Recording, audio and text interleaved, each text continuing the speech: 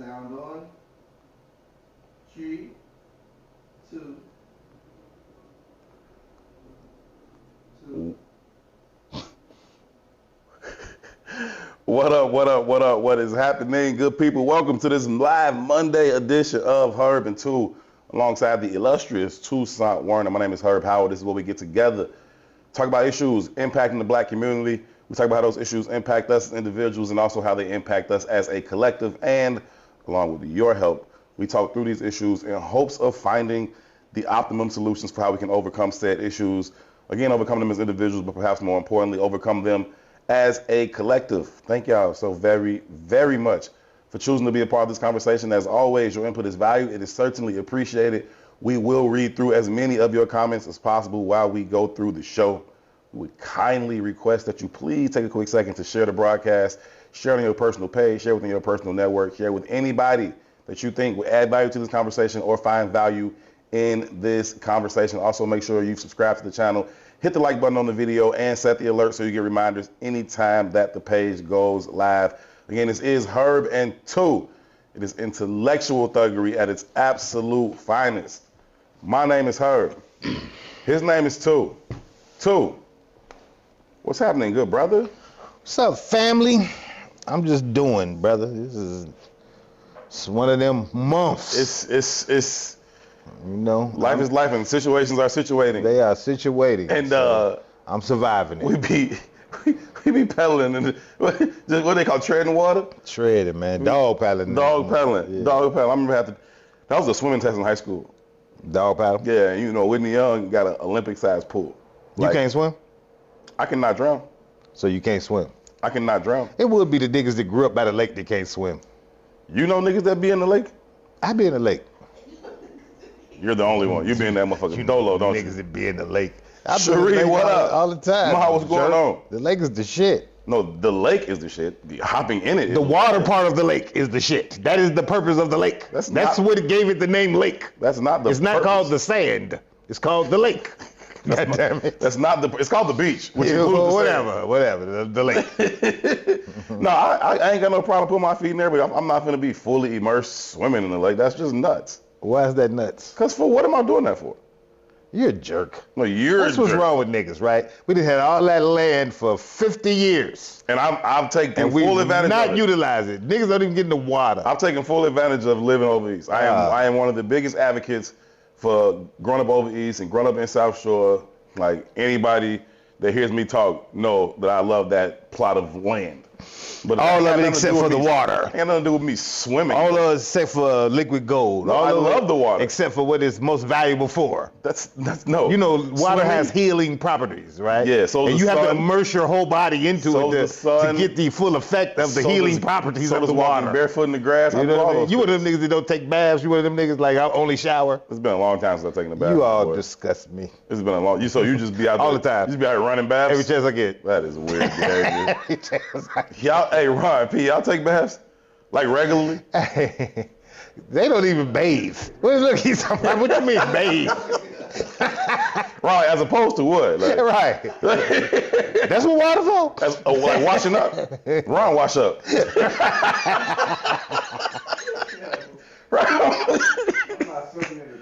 Ron, wash up.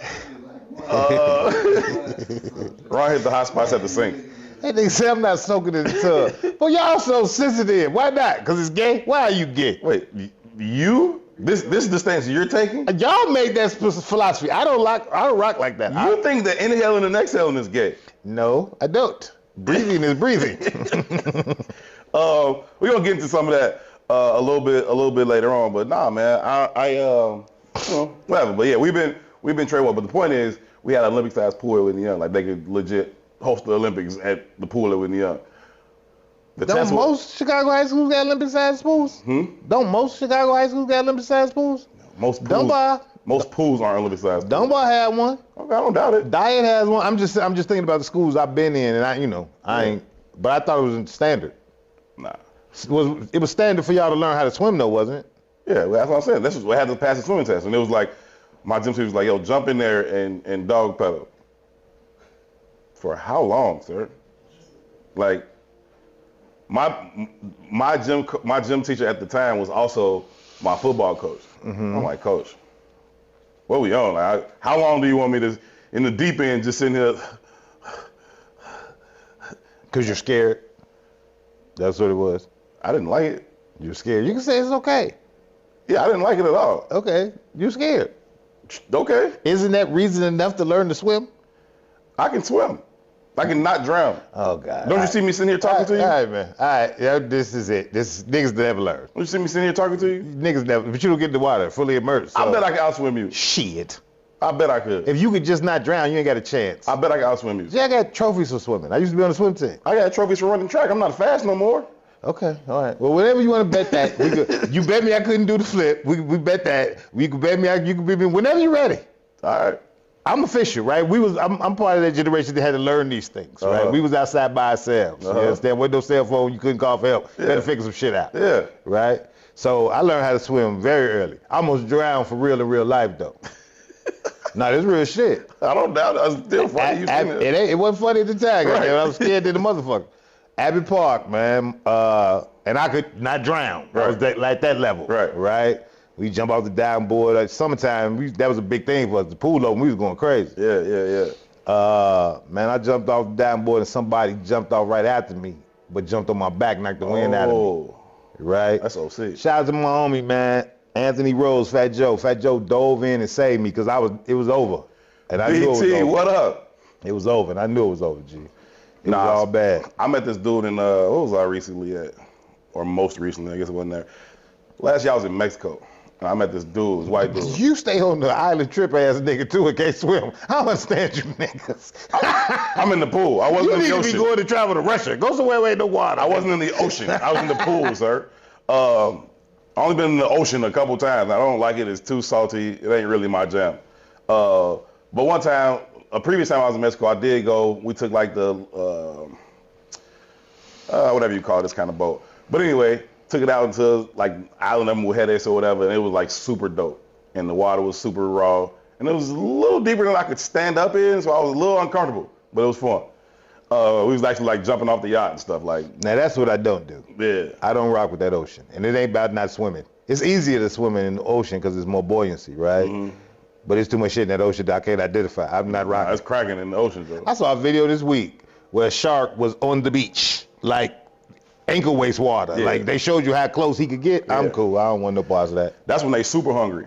So I don't give a shit what it is. I don't want to know it. What I'm saying is everybody at risk then, because the only reason it's very dangerous for them to get that close. They get stuck. You know what I'm saying? They can get to the point where the water. Yeah, he was on the sand, right? Like he was. Yeah. Body out. Really, he shouldn't have been. You know, in my mind, you shouldn't be up here, bro. Yeah, he hungry. Whales can't even get that close, but they are. Anything's on the table. Yeah. You know what I'm saying? Yeah, I'm straight. Nah, but anyway, this dude was telling me how he almost drowned. He had like surgical scars all up his neck. Fool tweaked, head dove into the pool. Didn't realize until it was too late that the pool was like 4-5 feet. Hit the bottom of the joint. Bing, head first. He down there paralyzed. You know what I'm saying? He telling me the story. He like, yo, I'm so glad that, like, imagine it's like me and you and I dove in there and couldn't do it, right? I'm like, man, I'm so glad that two can't get no women, right? He was like, I'm so glad my homie couldn't get no women because if he could, I'd have been dead. I'm like, wait, what? He like, my homie was over there talking to some woman, trying to spit game to her. If she would have paid him enough attention for 5 minutes, I'd have been smoked. But because she sent him on about his business, he came over there and saw me at the bottom of the demo, jumped in and pulled me out in time. Yeah, man, it's a whole lot of ways to get up out of here, man. Life too precious. Man, you remember that like Faces of Death video, the series? Them was always nuts. Sheree is different. Sheree is so different. I miss you a lot. Soak shark meat in milk because sharks pee through their skin. Who knows information like that? Sheree knows that. Who spends time learning that kind of information? Sheree. Her childhood was horrible. Can you imagine like Sheree and Gardis like on a debate team together or something? Like there's nothing they don't know. That's crazy, man. That's crazy. Soak shark. First of all, you out here eating shark meat? I'd eat shark meat. I'd taste it. I would taste it. Yeah. But not so much to know like, oh, if you're gonna do this, Yeah, I'm gotta going to soak get it it. in milk. You know what? You remember we went to the little store around here, the little Asian store? Yeah. Everything in there was shark meat. Nah, for real. Everything was weird. Nah, Like, I for wouldn't real. eat nothing out of here, bro. Everything was crazy in there. Not knowingly. Nah. You got to trick me into it. Nah. I got to taste cat on the side not knowing. My cousin Dale, she almost drowned. We was shorties in New Mexico at like my great uncle crib, and they had a pool in this complex. To the pool. You got a great uncle in New Mexico with a crib? Yeah. That's great. Damn, y'all ballers. Y'all know y'all lineage and everything, huh? Like, y'all done covered the slave trade, huh? Y'all island niggas or something. So this pool was like, legit, it was like 8 by 6 feet. It wasn't a big pool. One of them, but you could really put it in the backyard and just blow it up. It was an in-ground pool, but it wasn't big. You basically said that you're retarded. We had a raft, this giant raft. I don't know what it was. It might have just been a raft. It might have been shaped like an alligator. I don't know what it was. It was huge. It took up all but maybe 5% of this pool. So me and Ron jumping off the side onto the raft. Here comes Danielle. Gee, if she stood in the middle of the raft would be this wide from her. Like, she's in the middle. When I tell you this girl went, pew, jumped way over here. Now she in the water, blue as hell. You know how light she is. Like, her lips purple. She finna die in that joint. I'm like, yo, this is, y'all crazy. But anyway, man, hope y'all feeling good out there, man. Appreciate y'all tuning in. Happy Monday. Hope y'all had a good weekend. How was man? You just got back in town, though. What was going on? Can you talk about it? Yeah, no, for sure. Shout out to LA. I shot out to LA last week. Nextdoor is an app. They do like stuff like tell you what's going on in your community. That's crazy. Like, I just signed up to Nextdoor. Really? Just yesterday. Yeah, see? That's crazy. Yeah, it is. They are starting a new wing of their organization, I guess, called AMP, Amplifying Multicultural Perspectives. And my sister-in-law, Risha, is the lead of that project. And so she was like, bro, fuck with me on this. Like, come, you know what I mean? I think you would be a good voice to have, a good piece. So I was like, you know, whatever, sis, I got you. I'm rocking. I had no idea really what it was except my sister-in-law asked me to do it. Mm-hmm. So flew us out to LA for like a retreat for all of these people that was joining this AMP thing. There was a lot of different people from different places around the country. Some women, some men, some thems, some theys. And Partners. Yeah, it was some of that.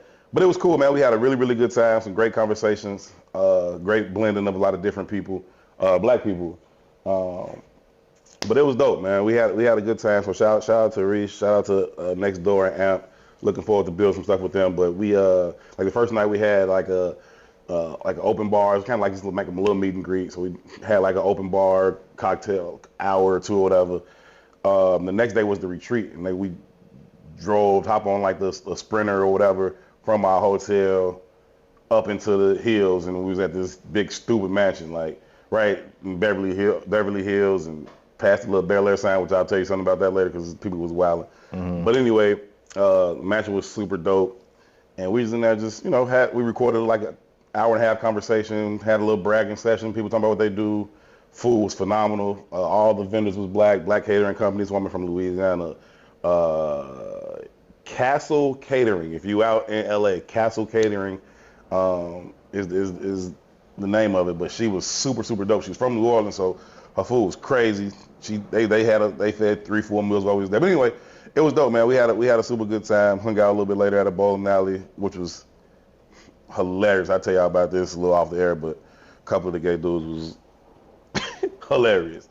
But no, all in all, it was a good time, man. So looking forward to see what more may be coming from rocking with them, though. That's dope, man. That's dope. It's funny you Did me the dude who was like, yo, he got a super successful podcast that's on iHeartRadio. Mm-hmm. And so he was talking about ours. He's like, man, I watched some of it. He was like, y'all, would y'all be interested in hopping on iHeart? And I was like, we ain't opposed to it. He was like, well, I can put that in motion. He's like, I can't guarantee it, but I can put you in touch with the people who make those decisions or whatever. So I was like, man, we always open to the conversation, man. Yeah. one, it was interesting you said you went for Next Door. I didn't know that. Yeah. I did just sign up for Next Door. Next Door is kind of interesting to me in the context. Again, I'm new. Yeah. Right? I just signed up. And the only reason I signed up was to promote the podcast. I got a random email, signed up, saw what it was. I was like, oh man, it's another way for me to promote, specifically making it hyper local, building the brand.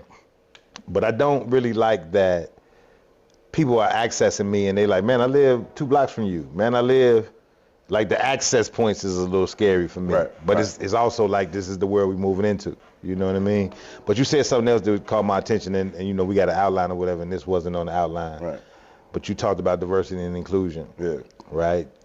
Just the other day, University of Florida asked all of their DEI stuff. Right? And they was talking about how many people got fired, how many vendors they got rid of immediately. And I was just thinking about that in context, and this does kind of fit into our outline. One of the conversations we wanted to have was about, I seen this top level Asian exec talking about the rapid moving AI field that's coming, right? And it's not necessarily specifically around DE&I, diversity and inclusion, Right. but in the Asian guy's perception of the AI movement, he said we got 10 years. He said maybe 15. Yeah. Yeah. Right? Yeah, I saw that. And he said in 10 years, he said we're going to eliminate 40% yeah. of the world's Yeah. workforce. Yeah. And he was like, you know, people have this idea of the kind of jobs AI will be taking, but they got it fucked up. Talking about everything, Mike. Yeah, he's like, yeah, ain't no cooks no more. You know, he was like going drivers, cooks, like shit that you, at least my mind, hadn't necessarily You would thought think a of. human would always have to do that. Yeah, braiding hair and like Right. shit that I didn't even consider. Yeah. You know what I mean? Yeah. And although I know AI is moving rapidly and I understand what it Sitting in front of a robot and get your hair braided is wild. is, going to the store and getting a burger from a robot is wild to me. It is. You know what I mean? It is.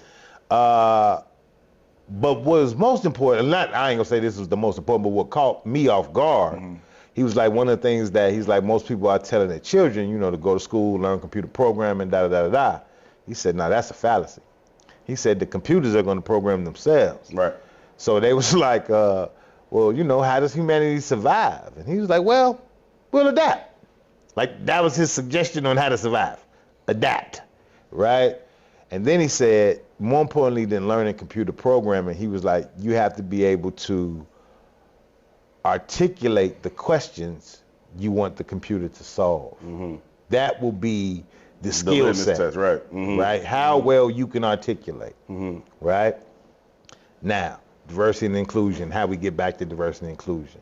One, the firings that we know we're not a powerless populace. Right. I mean, we're not a powerful populace. Right. Right. So as soon as they can get rid of any set asides for you, you out of there, Joe. Right. Right. But secondly, just recently I heard this the other night. Chicago specific, 3rd grade students, and we know they build jails on 3rd and 4th grade reading scores. Right. Less than 3% Are proficient? are proficient. Right? And that's the data. But I think about talking to my son. I think about talking to my daughter. My daughter's very well read. She's much more articulate than my son because she reads a lot more. She writes a lot more than my son engages. He's more of a math guy in regards to like academics. But I also think about them being born into a world where they communicate through text and emoji. It's a problem. I don't know very many black people under 30, to be generous. They can articulate themselves well. No, that's real, man. I told you when we was out there in LA, we recorded like an hour-long conversation, and part of it, when it comes out, I'll put a link to it or whatever. But part of it, I'm messing with this dude who's in it because he talks that way. He talks as though he's on the computer. So he's like, LOL. I'm like, what? You know what I'm saying? Like, just laugh, my G. You know what I mean? Like, or he's like, it was one thing that he kept saying, and I was like, a POV, right? Not just everybody's point of view or my perspective. I hate people who do that. He's like, oh, you know, from their POV, and I'm like, point of view, like a given perspective. I'm like, you talk like you texting or like you on Instagram or something. Like, yo. But even outside of him talking like a text or a computer, like I hate going into rooms where you're in a specific industry and they start using the acronyms of the industry. Because if you're not in the industry, you don't know the acronyms of the industry. Nomenclature. And that's how they keep you out of the conversation, right? But it's the same thing that AI is about to do. It's going to keep you out of the process of the conversation because you cannot articulate yourself, G. I think people have a little bit of a false sense of when we say robots, right? You hear somebody say robot, you think like RoboCop type stuff. Everything is a doggone robot. You know what I mean? Like anything that is self-sufficient in terms of how it runs off computers and like that's a robot. If you can go to the machine, like you know how you can go to the machines that can make 37 different flavor pop combinations or whatever, and then it'll grab the cup, drop the cup down, slap the cup over, spin it. It's a robot. That's a robot. You know what I'm saying? It's not this self-checkout is a robot. Yeah, that's a robot. You know what I'm saying? So I think that's part of the reason people can't fully grasp how many things are going to be taken away from human operation because it's like, oh, a robot. Like, no, not like that.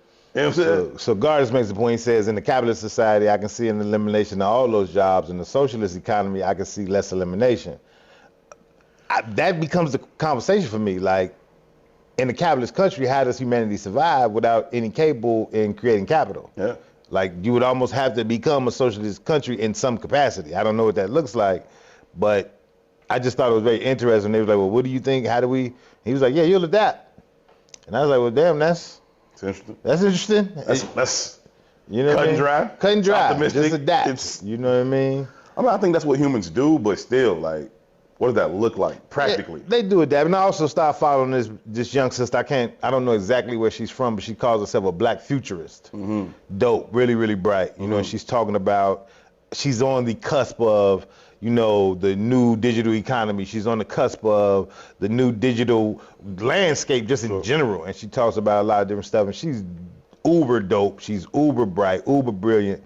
But even still, like, for the common man, there's no like response to like what happens when. Yeah. You know what I mean? Yeah. I just think that's really interesting, man. I was in a conversation at Operation Push last night, and you know, Push is going through what Push is going through because the transition, because the Reverend is transitioning. Right? Reverend's transitioning for sure. He's old. I'm not gonna say he's transitioning. He's definitely, you know, up there, right? But the philosophy around blackness has changed. I don't even mean deaf. I just mean, you know. Yeah. So the philosophy around blackness in general has changed. Yeah. You know what I mean? And they were having these conversations, and we could do this, and we could do that, we could do this. And one of them was like, they had some firemen in there that were fighting for, they had some kind of decree that Jesse Jackson got signed like 30 years ago that the city government has never honored. But there's never been any oversight of the decree after it got signed. You know what I mean? So now 30 years later, they're coming back to push like, hey, here's an issue. Can y'all help us bring some attention to the issue? Right. And they were in the meeting trying to figure out ways to bring attention to that issue, and then trying to figure out ways to bring attention to that issue, other issues kept arising. Sure. You know what I mean? And it just was a real interesting dialogue, bro. And it just let me know, one, I know everybody's fighting for their own survival. Right? But back to D and I, back to AI, back to all of these things, we keep dealing with the branches, not dealing with the root, eliminating the construct of the totality of the community and only looking for help in regards to the branches of where we're most effective, right? And I came across this thing, I want to read it to you real quick, man. I just went and got some labor statistics stuff, right? It said, according to the U.S. Bureau of Labor Statistics, in June of 1950, 10.5% of black Americans and 3.8% of whites were unemployed. Among the 25 to 34-year-old demographic, and despite the various anti-discrimination policies that were implemented since the 1950s, in 2013, the Pew Research Center found that black unemployment rate has consistently been twice that of whites since a BLS started recording unemployment data in 1950. In 2020, during COVID-19 pandemic, 83.7% of black workers in California filed for unemployment benefits, while California filed for unemployment benefits, jobless, looking for a job, and I done lost myself because my thing flipped. It said, filed for unemployment benefits. White Californians filed for unemployment benefits at a rate of 38.5% during the same time. Additionally, it is important to note that only people who are Additionally, it is important to note that only people who are in the calculations, discouraged workers, institutionalized persons, student, military, and incarcerated, or persons no longer looking for work. What that means is the only data that's captured is if you actually in the market. Seeking in the market, right? Yeah, that's always been factored into unemployment. And then it goes into this, while many of the federal programs have lifted Americans out of economic despair, those programs have often neglected the severity of the black Americans' economic situations or excluded black people altogether. For instance, in the 1930s, the Civilian Conservation Corps, a New Deal work relief program, capped black American enrollment at 10%. The quota reflected a racial profile of the national population, but failed to take into consideration the extreme lopsidedness of unemployment between blacks and whites. CCC camps in some southern states outright refused black Americans, arguing that they were needed to tend the fields. Additionally, the Social Security Act of 1935 provided a safety net for workers, assuring income in retirement. However, the act excluded two professions. Which ones? And this is in 1935. What do you think were the two professions they would have outlawed in 1935? 1935. So we talking about in between World War I and II.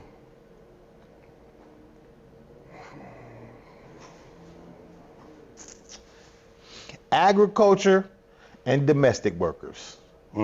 That's not where my head was at. But that's black people. Yeah, you know what I mean? Yeah. I found this, and I'm thinking about what AI looks like.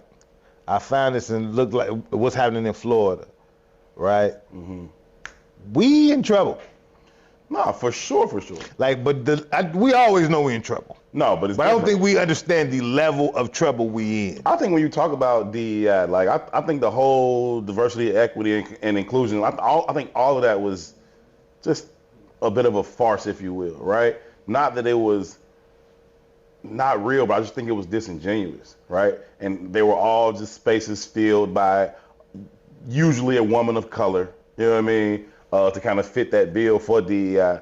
But I think you look at some of these things now, and Larry B got a comment like AI attorneys, and I'm like, yeah, because you think about it, could these computers and robots, they could have all of the information stored in one place and access it instantaneously. So they could cite every case that's ever been had that has any relevancy to this particular case. They can cite those things. They can go back and forth with the other AI attorney and prosecutor, and then they can use data and statistics to settle on the most reasonable outcome for that.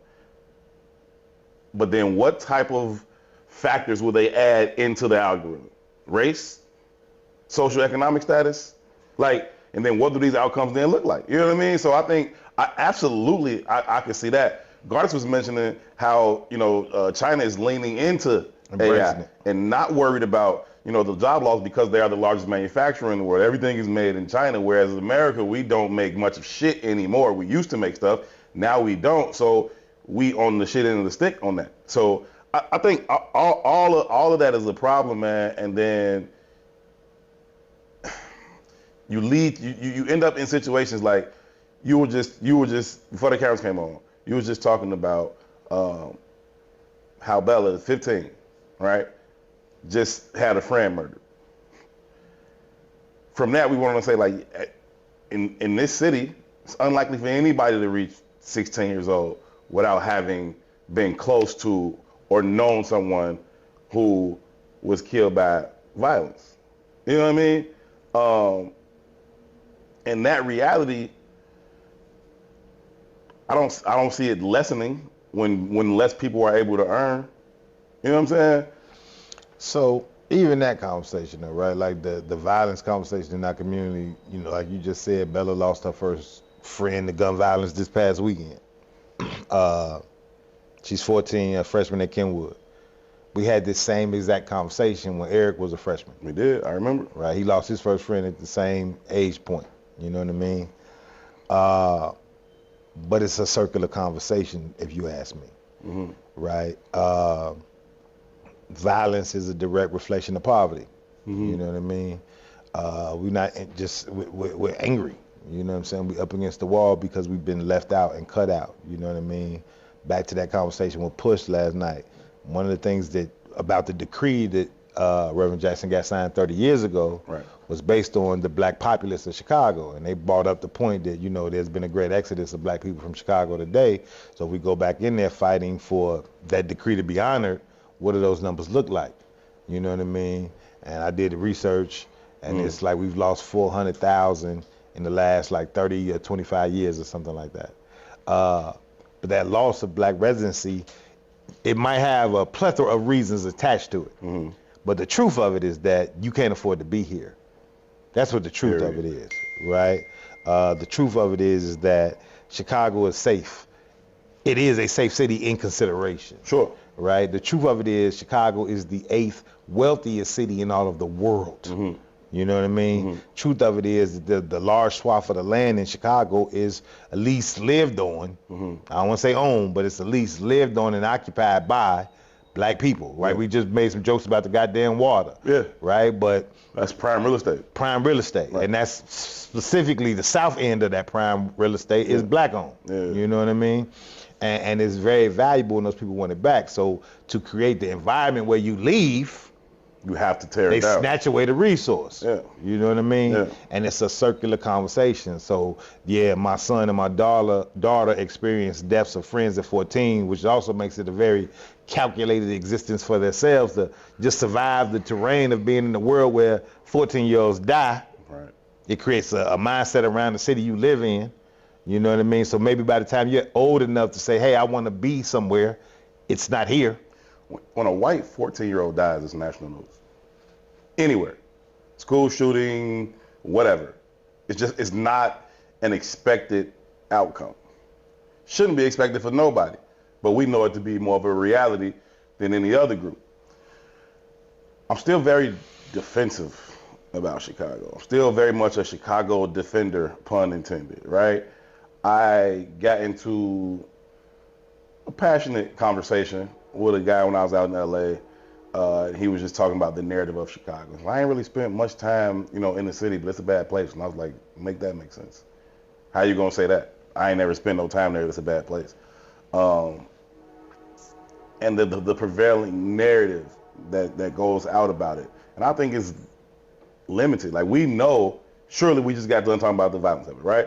But we know there's way more good that happens. I'm talking about in black Chicago than bad. But that's not the narrative. And anywhere you go, people say goofy shit to you, like you from 63rd or you 64th. And I'm like, shut the hell up. You know what I'm saying? But even that, right? Again, back to exposure, back to the game, right? That's an image created by those same people who want to reclaim the land, right? And it works on people outside and it works on people inside. You know what I mean? I just said Chicago's the 8th. This is not speculation. Chicago's the 8th wealthiest city in the world. I'm not talking about in America. I'm talking about you add Moscow, it's period, this 8. You know what I mean? So there's extreme value there. I think New York and LA is like 1 and 2, but when you do the math of even being against New York and LA, Chicago has like a division. The money is divided between 12 different industries. So in regards to like opportunity, if you can get in the game, it's greater opportunity here. You know what I mean? The only way you're gonna make it in LA is if you performing. The only way you're gonna make it in New York is if you're in the financial industries. You know what I mean? It's like, that's what's here. Get in line or get lost. Right here, you got 12 different industries that are budgeting, you know what I mean? And you can become something out of it, right? Most black entrepreneurs to this day still come from Chicago, you know what I mean? And that's because of the access point. That's because the living wage isn't so low. That's because, inflation hasn't killed us, it hasn't priced us out of homes yet. It's coming, it just ain't happened yet. You know what I mean? And in order to make it happen the way they want it to happen, they got to create this prevailing narrative. And it works on both sides of the spectrum, right? The guys outside and the people inside. You tell somebody in the hundreds, man, Chicago beautiful. They're like, man, what the fuck is you talking about? You know what I mean? You tell somebody over, like you said, before Whitney Young, from the water to the stony was everything. It's everything. And I think that's beautiful. I do too. But perspective is a motherfucker. Yes. You know what I mean? Yes. You got the whole No Limit Boys talk about the East Side like it's the slums. Yeah. And the East Side is beautiful. Yeah. Right? Yeah. Now where they live is the slums. Oh yeah, I mean that's. But that's what it was designed to be. Historically terror town. You understand what I'm saying? I mean? But if you go 2 blocks north or south or west Or east, it's shit that you like, damn, this nice. is amazing. You know what I mean? So it's just interesting how perspectives get shaped. So let's hop into some of these topics for today. I know we got pretty deep on that, but let's talk about the illusion, right? You want to go Kamala first? No, No, because that's funny to me. Well, we I can don't go think it's Kamala. funny at all. We can go to Kamala. Let's go. So I don't think it's funny at all. I think it is the banana in the tailpipe. I think it is keeping people distracted from the real shit while keeping them starved out. So you talk about all this real data, you talk about all this AI, you got the dude talking about 10 years from now, 40% never mind 40% of y'all ain't gonna have a job. 40% of these jobs won't even exist for you to have. You know what I mean? Meanwhile, the people who continue to make these decisions are only using you as fodder, as, you know what I'm saying? Like, it's just puppets to play their game. And the way they hook us in is not, yo, this is where you can get in on this AI game. This is where you can get in on, living in the 8th richest city in the world. It's ski shit. The fucking vice president of the United States invites students from HBCUs, and then the DJ goes, ski. This is the vice president. I remember thinking it was so crazy when I saw Sexy Red perform at a high school, and I'm like, what principal approved this girl to come into their high school and say, my pussy pink, my booty hole brown? Well, hell, the VP said come to the White House with it. It's all good. So again, right, but it's how the perspective itself, right? So in that, it was a clips floating around that, hey, Kamala Harris invited HBCU students to the White House. And then in the same clip, you see HBCU students celebrating being there, right? And it was a kind of a party atmosphere. Yeah. You know what I mean?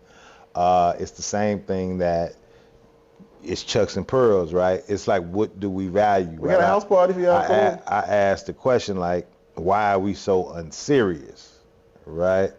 To the numbers I just gave about the Department of Labor, the Bureau of Labor statistics, right?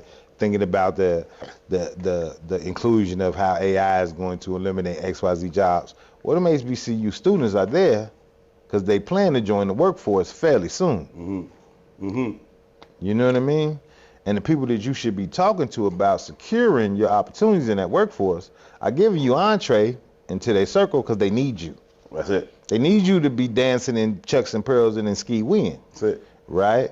But if you only dance in Chucks and Pearls and Ski Win, you getting used, right? Politics by its very nature is transactional. I don't want not to be confused with the AKA, oh, I'm sorry, you talking about the Sexy Red Ski Wee instead of Ski E. Even that. You know what I mean? And I'm alpha, right? But my point is, I don't want all the women pissed at us. Yeah, you gotta leverage that opportunity. Be like, hey man, no, we're not here for Sexy Red. Right. We here for Kamala Harris. Right. You owe us. This is transactional. We paid our debt to you, which is why you here today.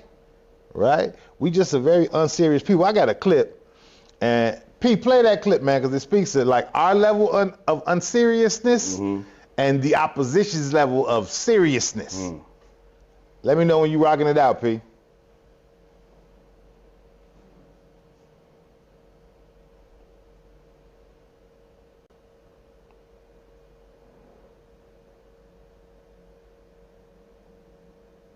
I wouldn't be surprised if there was a revolution.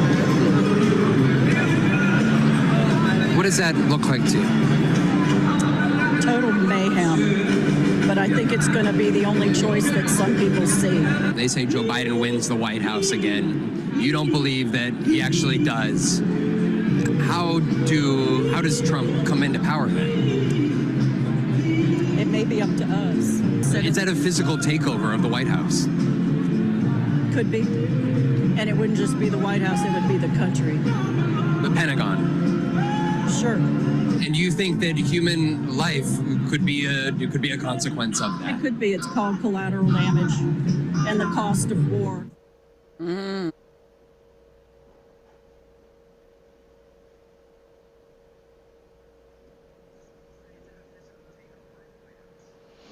Yeah, man. So essentially, on the clip, they doing these on the street interviews, and they asked a random person, you know, what happens if Trump isn't elected? And they said, well, we gonna take it into our own hands, right? And they was like, well, what does that mean? Does that mean taking over the government? She was like, no, taking over the White House. And she was like, you know, it essentially means taking over more than the White House. We're taking it over at all costs. And they asked, like, could death be a part of that? Oh, absolutely. It has to be. Absolutely. You know what I mean? Like, the level of commitment is real. And we ski-weeing. Yeeing. Yes. Whatever. Yes. You know what I mean? Sexy red in it. Yes. Yeah, G, the shit is not, it's playtime over, bro. It's not a game, but we playing though. We playing, right? And I know Trump is comical. I know all the shit, the shoes, all the shit that goes with that. But we are living in unprecedented times, right? Like, you've never seen nobody try to take over the White House. You've never seen nobody try to take over the Capitol. You saw that in your lifetime. In your lifetime, you saw people run in the Capitol. That's not regular. It's not regular. For this country. No. It's not regular. No. Right? And that's regular for a lot of other countries. Yeah. All those countries that you go and act like white people in. Right. You know what I'm saying? Right. That you love to sit on the beach in and treat the people who live there like peasants. Right. Right? With destabilized governments. Destabilized governments. Right? So we're operating in a space where we're in a very peculiar situation. And again, HBCU students. That's important to me because you should be the best and the brightest. Right. You know what I mean? Right. And you in there Just doing tune with skiing or whatever the fuck it is. It's not a game, but we playing and everybody else is not. Everybody else is not playing, and it's a clip. Wire quote loading. It's a clip from The Wire when Carcade, the white dude, was running for mayor against the black dude. And he goes to Delegate Watkins, who's like a kingmaker, politically speaking. And so he's trying to convince Delegate Watkins to get behind him and stop supporting the incumbent black mayor. And he tells him, listen, right now, me and the mayor both need you, right? We both need your organization as we're trying to become the mayor. He said, but after the election, the equation changes for him. He don't need you no more. But he said, it won't change for me because I'll be a white mayor in a majority black city. You're going to have a voice in my administration if for no other reason than I need you. I don't think we understand the equation, the dynamics of when these people decide to need us and how that so rapidly changes right after the election. If this what you're going to be on, Miss Vice President, then ski weed for 4 years. Ski ye for 4 years. Like, don't pull your chucks out every 4 years when you need us, G. Like, if that's what you're gonna be on, come throw house parties all the time.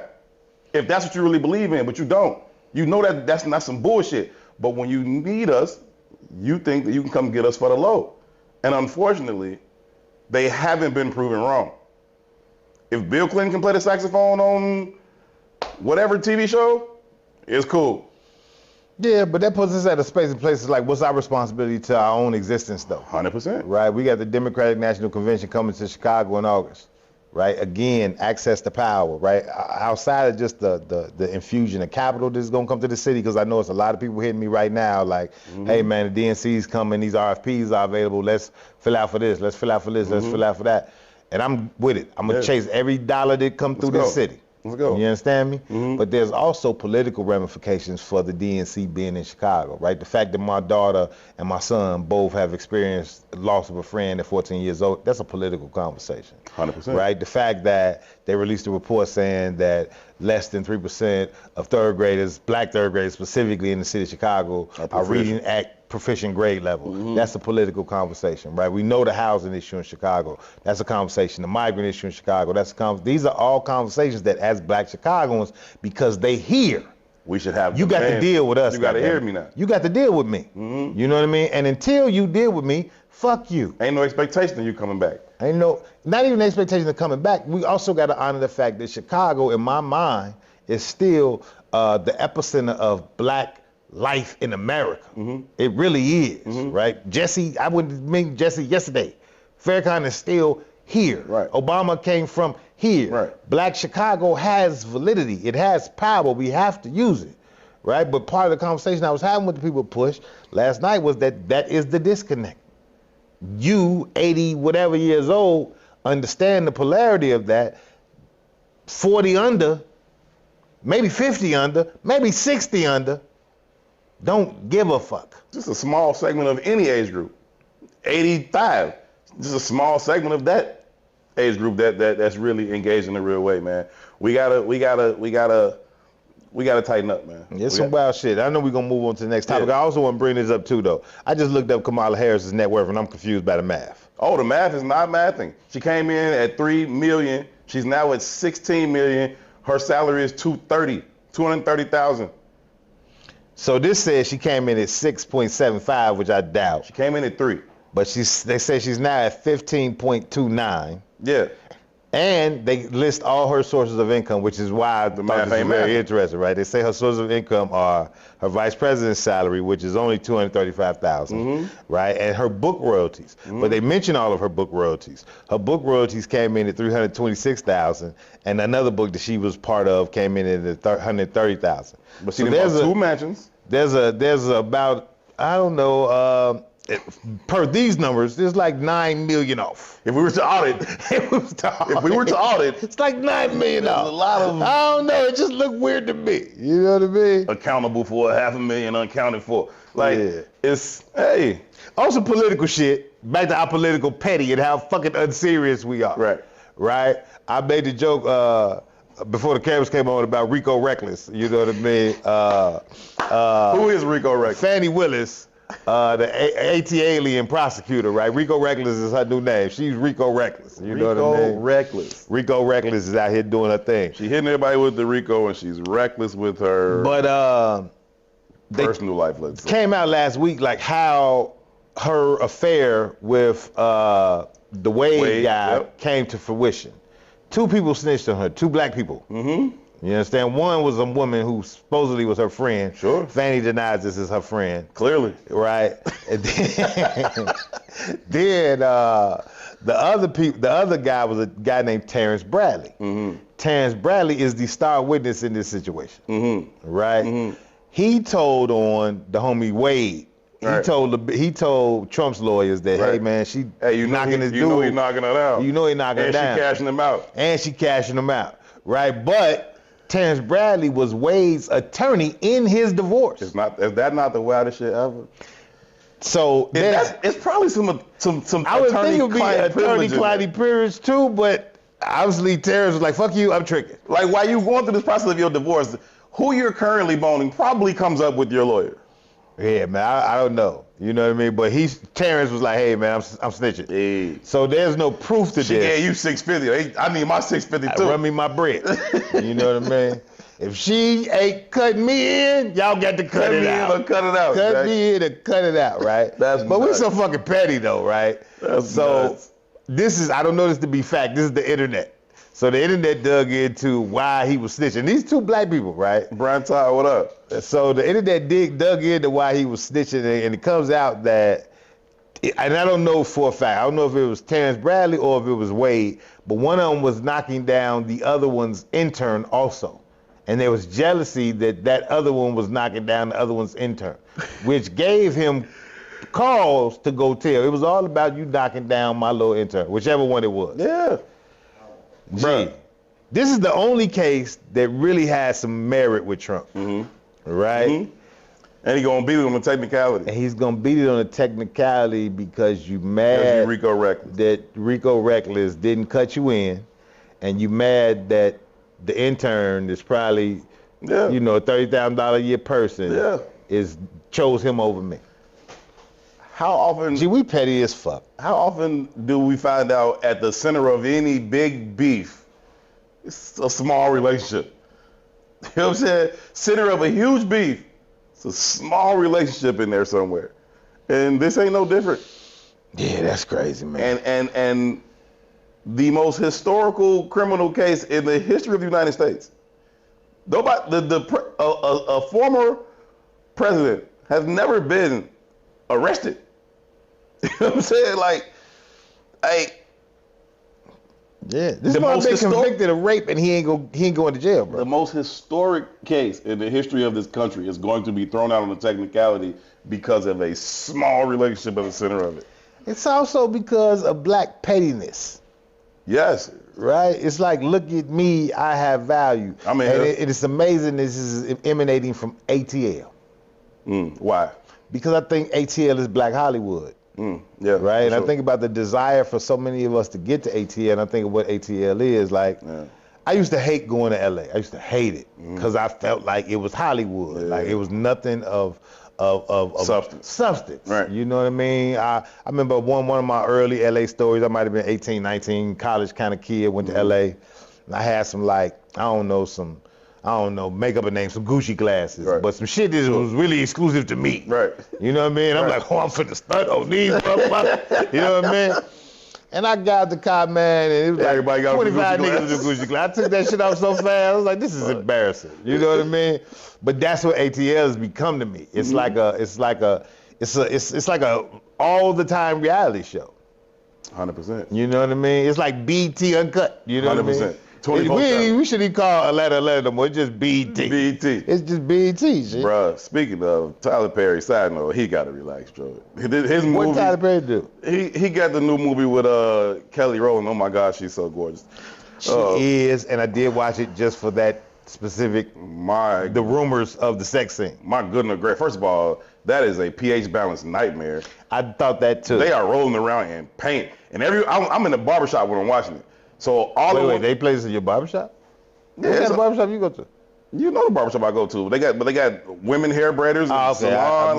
They watching. You know what I mean? So that was they were just watching it. So I was in there for about 90 minutes waiting and then get my haircut. So I was seeing about 90 minutes of the movie, including the sex scene rolling around in the paint. And I'm like, this is a pH balanced nightmare. But all the women are like, that's so sexy. How could you not go? I felt cheated after I watched it just for that scene, and I got to that scene, and that was it. I was like, this is the climax. I turned that shit off. They didn't give you enough of It wasn't Kelly. enough Kelly for me.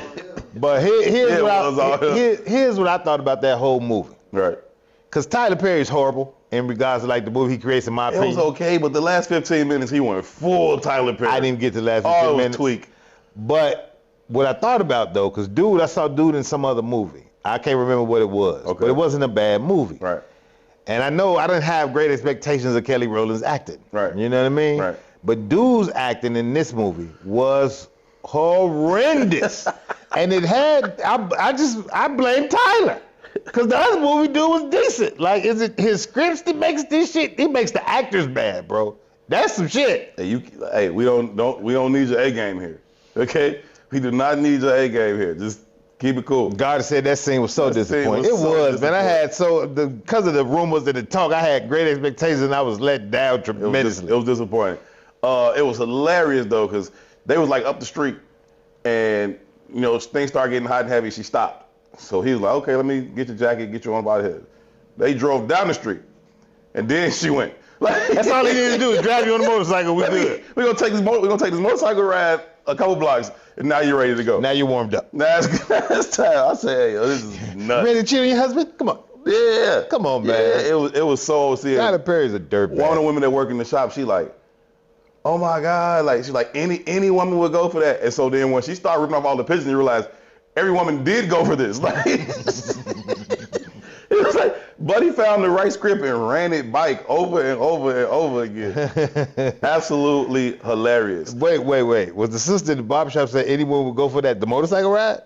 The whole experience, the motorcycle ride, the paintings, him putting her face up on the ceiling. He like. So wait a minute though, because I watched to the sex scene and then I turned it Yeah. off.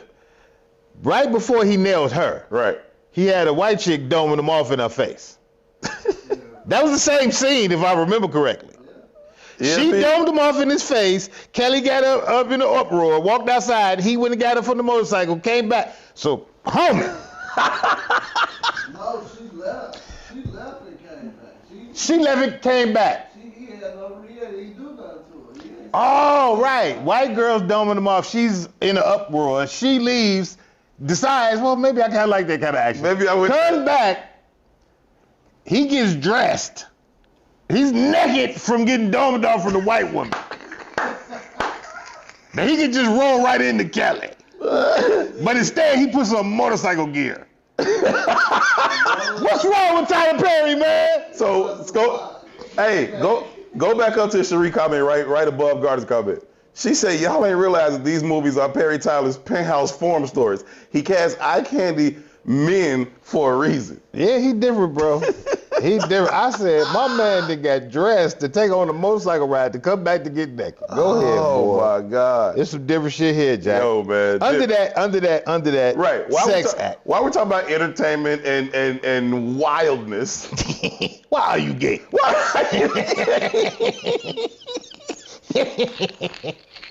So, in one of the court documents, Oh my God. why are you gay? All right. One of the court documents from one of Puffy's alleged affairs got leaked. Okay. Right? And in the document, right, you know they blacked out names and stuff like that. Mm-hmm. But in one of the documents, it blacks out a name, but then describes the person as a Philadelphia rapper who once dated Meek Mill. I mean, not Meek Mill, Did it? Nicki Minaj. Nicki Minaj. You might as well put the nigga name. You know what I'm saying? It wasn't Benny Siegel. You're right. It wasn't Benny. It wasn't Petey Crack. It wasn't. It wasn't Young Chris. It wasn't Gilly. And it wasn't You know Gilly. what I'm saying? Come on, fam.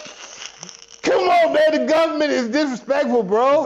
They out of hand, Jay. They out of bounds, We man. redacted We redacted. Nicki Minaj's ex-rapper from Philly.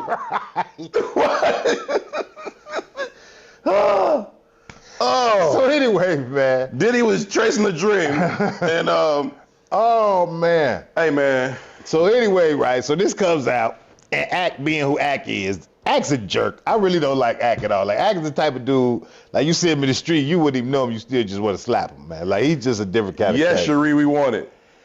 You know.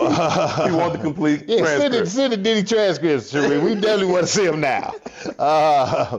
But Ack pushes out publicly and then starts to kind of talk crazy to Right, Meek. You right. know what I mean? Meek gets to rumbling back, and then Meek has this kind of diatribe where he says, and this is what blew me. Like, I don't know what our infatuation is with making men gay. I don't know. Yeah. You know what I mean? Yeah. Specifically black men, too. Specifically black men, but Meek's response irritated me. And even though I can't stand Act, I was like, go with it, run with it, go ahead, right? But Meek was like, man, I work on bail reform. I get people out of jail. I'm a black leader. Okay. And this is how y'all do me. Y'all operate with all these blogs and they just tearing down the black man. And again, right, it's like, it goes back to D1. Mm-hmm. You tear black men down too, bro. You know what I mean? Like, why you think the line should be drawn at you? Right. When you have the same behavior. Right. You know what I mean? If you spot it, you got it. You know what I mean? I think we got this idea that like we can use it when it suits us, right? So I can rap about killing black men and selling black people dope and not have any real worry or concern about how that may come back to me, universally speaking, right? But you put that shit out there, bro. Like that's out in the universe now. It's bound to come around, G. And so this idea that now everybody's supposed to be standing on business or you know, you want to get on your soapbox. How? That ain't what you've been on. So it is what it is, man. I just think it's hilarious how they put it out there. And That's funny. And Diddy is wild. You said him and Meek had like matching outfits. So you know the internet started doing the internet, right? Right. They're gonna find the receipts. They started posting pictures of Meek and Diddy in matching Gucci gear or Louis Vuitton gear, somebody You gear. know Diddy love to take niggas shopping. And he, you know, they got him in the pool. He's all up on the side of the pool, you know, with his head Right. resting on. And you can hear Puffy. You don't see Puffy, but you hear Puffy back like, yeah, Daddy, come on, Daddy, we go. You know how Puffy talk. It looks bad. You know what I'm saying? I'm not saying y'all did do it. I said it looks bad. I won't say y'all didn't do it. It looks bad. Under that same act of making black men gay, man, there was another Shannon Sharp picture that got released. He has to relax, G. Jumping out the. No, he's got to relax. Jumping out the car, bro. He got to relax. Somebody said he on his 2-piece Fashion Nova with his purse. He does love spandex. Hey, Shannon Sharp. We know you work out, my boy. We know that. Cool. You have been a workout warrior through your career. You continue to be. But, bro, everything don't have to be so doggone fitted like that, my boy. You don't have to pop out the truck looking like that, G. Like, cool out. Because he's another one that get pissed because who called him gay? Mike Epps. Appreciate you, Rob. Mike Epps called him gay. Now you like, oh, I'm gonna be to see you. Mike Epps like, I will shoot your big ass. How would I like fighting you? Like, I'm not doing that. Good on them for putting that to bed or whatever, pun intended. But Shannon Sharp gotta relax, man. For real. Yeah, like he gotta stop wearing Fabletica. Like, I don't know what it is. Get you a hoodie or something and chill out, bro. Yeah, and you know, I know Shannon is swole. No, like, for sure. He's swole, but the whole joint, it wasn't just about the clothes. Nah, the stands, the pose, the purse, all of it. It all looked bad. It wasn't. You know what I mean? It looked bad. But I'm so since y'all kind of shunned me before the cameras came on, I am no longer calling out. But no, I'm not gonna say that because I can't help myself. I can't help myself. Be right back calling it out the bar. Why are you gay? That has to be a goddamn theme. That's gonna have to be a segment, G, because I don't understand these new dudes, G. What? Under the Shannon Sharp Act too, though, Joe Rogan came back to YouTube just recently because his Spotify deal ended. Okay. So he's gonna cash out on somebody here. So he launched his first Back to YouTube the number episode. One podcast forever. Yeah, he launched his first Back to YouTube episode, and it was featuring Cat Williams. Oh. And there was this, it was a dope conversation, man. I thought it was an interesting conversation. Cat is a real different kind of dude. Like, even in obviously what interests him, it just was interesting to know what interests Cat. Yeah. You know what I mean? He was talking about Anunnakis. Y'all heard me talk about the Anunnakis.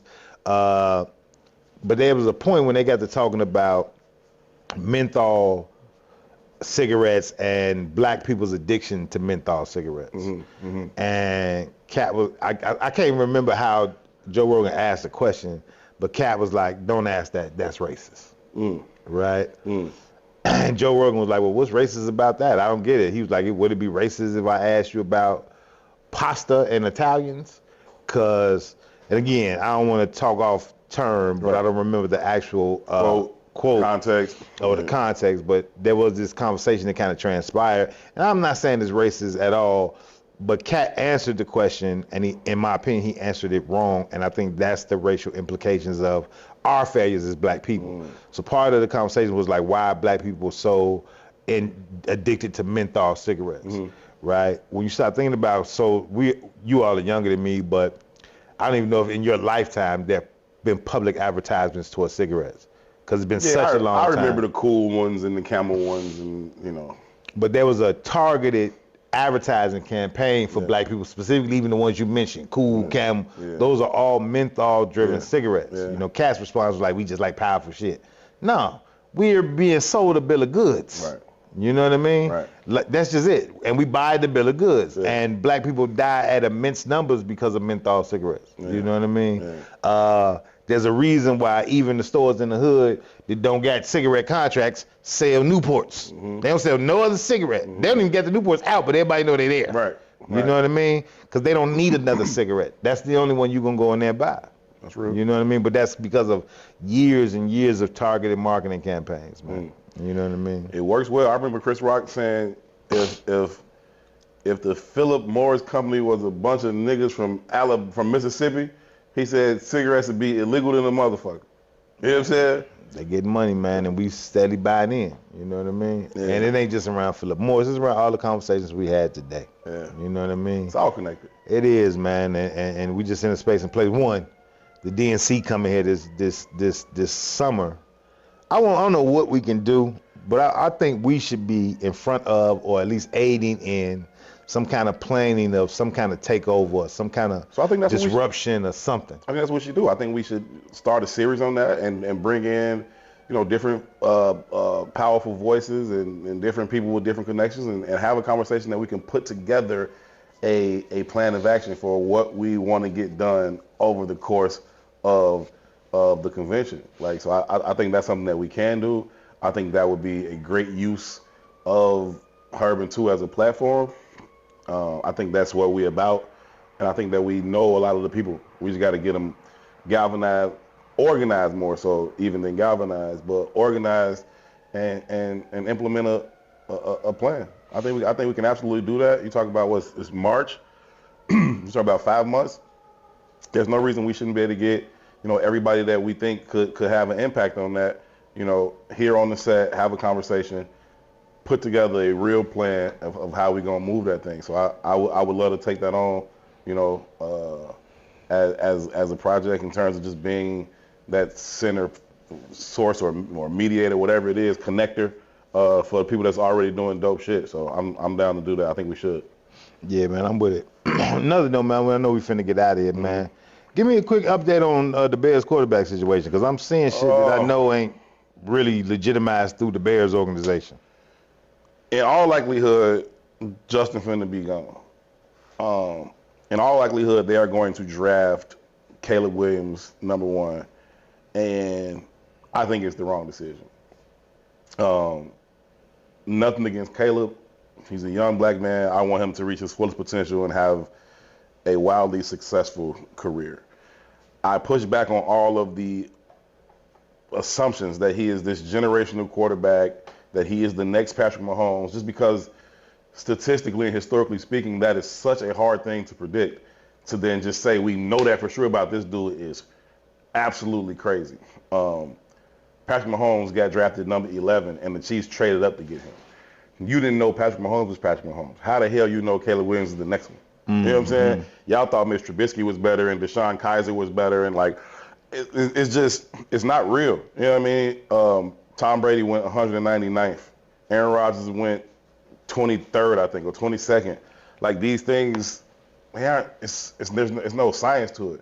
So that's a big reason. But also, I just think that the fastest way to the Super Bowl for the Bears would be to continue to build around Justin Fields and leverage the fact that you have #1 pick to acquire more assets, more draft capital, more proven players via that trade. So I think the best course of action would be to move off of that #1 pick, acquire more picks, surround Justin with more talent, guys like Marvin Harrison Jr. from the wide receiver from Ohio State.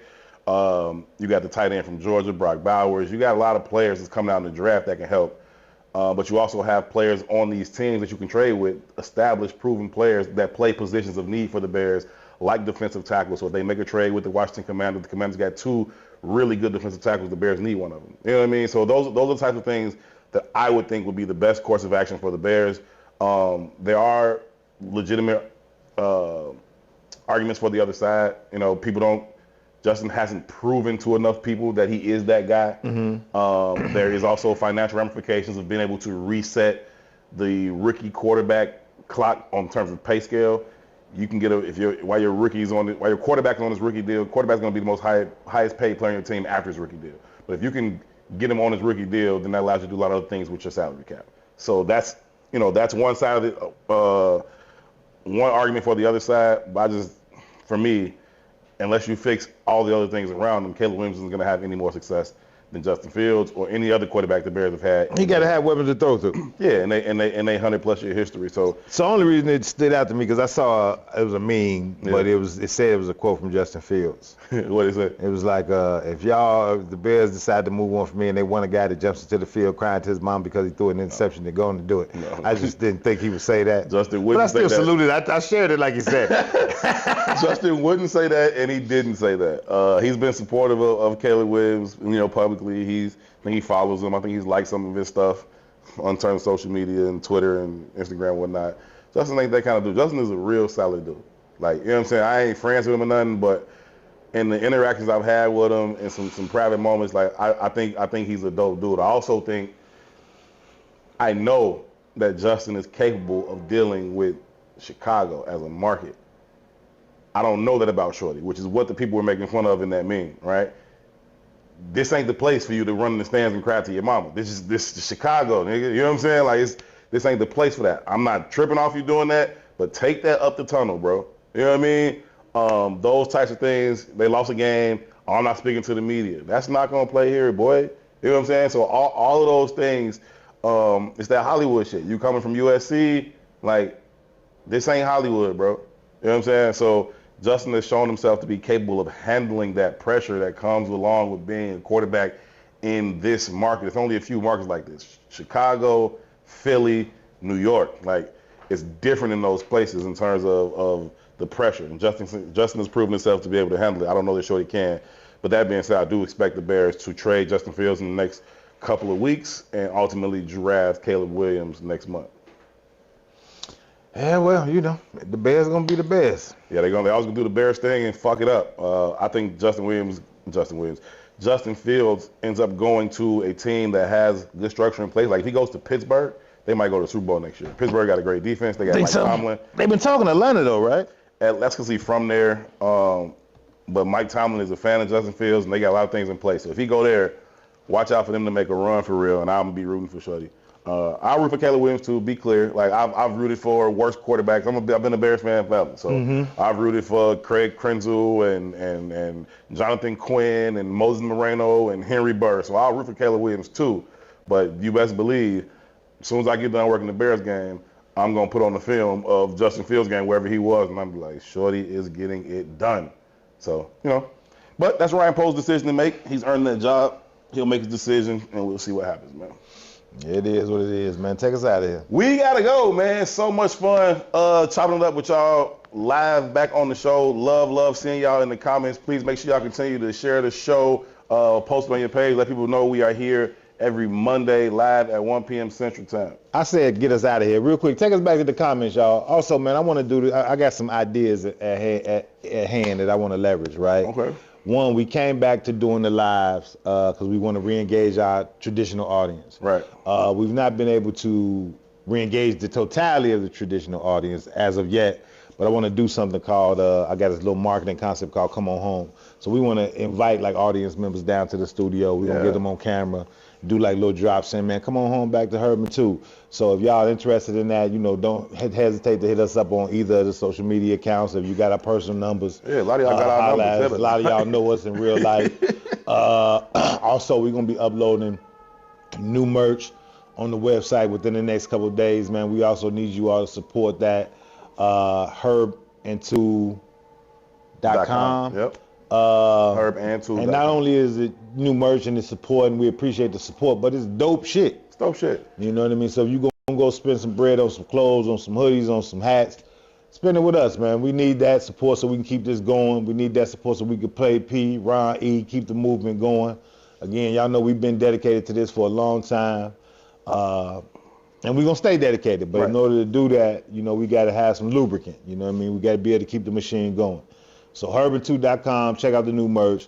And again, like I said, man, when you all get an opportunity, if you have an interest, holler back at me, and we'll get you all up here, and we'll do the Come On Home to Herb&2, media drops. Pause on us needing lubricant. Whatever, Negro. King Salim, what up? King Salim, all honor and respect to you, good sir. Shout out to the king. We got to go, man. We'll be back here later on this week. Got a Relationship Friday show. We got the official Dirtbag show that'll be dropping on the Patreon. And we're going to get into this series that we just talked about as we lead closer to the Democratic National Convention here in Chicago towards the end of the summer. Appreciate y'all so much for tuning in. Love y'all. Appreciate y'all. As always, your input was valued. Certainly appreciate it. Share the broadcast. Let the rest of the family know we back live Mondays at 1. For 2, for P, for Ron, for E, I'm Herb. Y'all be good to each other. Peace. Assalamu alaikum.